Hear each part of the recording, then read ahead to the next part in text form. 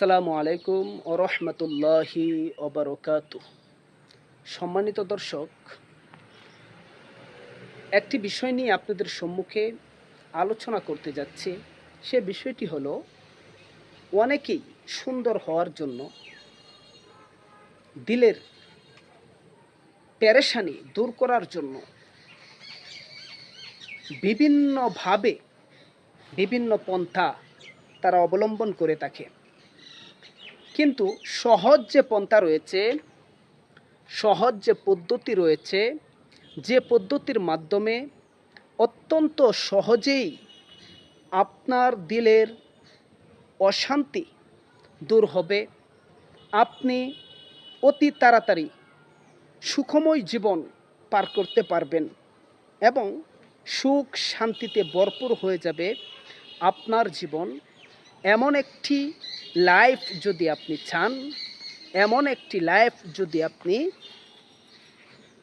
আশা করেন, তাহলে আপনাকে যে কাজটি করতে হবে সেই কাজটি হলো কোরআনুল কারীম তিলাওয়াত করতে হবে অতিমাত্রায়, অর্থাৎ তারতিলের সাথে।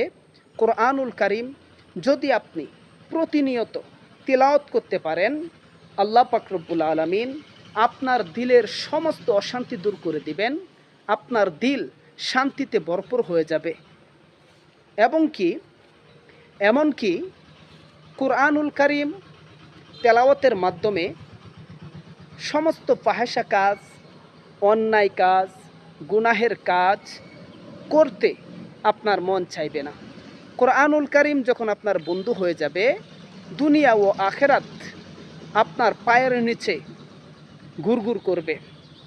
2 নম্বরে সেটা হলো, অনেকেই আছে এমন যে চেহারা সুন্দর করার জন্য বিভিন্ন কসমেটিক্স ব্যবহার করে থাকে। অনেকেই ফেয়ার অ্যান্ড লাভলি ব্যবহার করে, অনেকে লাকি ক্রিম ব্যবহার করে, অনেকে লতা ক্রিম ব্যবহার করে। বিভিন্ন ক্রিমের মাধ্যমে তাদের চেহারা সুন্দর করতে চায়। কিন্তু কেন? আপনি কি জানেন না? কোরআনুল কারীম তেলাওয়াত করলে, 5 ওয়াক্ত নামাজ আদায় করলে আল্লাহ পাক রব্বুল আলামিন আপনার চেহারাটা এমনভাবে নূরান্বিত করবেন, যেই চেহারা কখনোই সুন্দর করার জন্য আপনাকে বারবার মুখে কিছু মাখতে হবে না। 5 ওয়াক্ত নামাজ, এর জন্য যখন আপনি ওযু করবেন, এই ওযুর পানি আপনার জন্য সবচেয়ে বড় মেডিসিন আপনার চেহারা সুন্দর করার জন্য।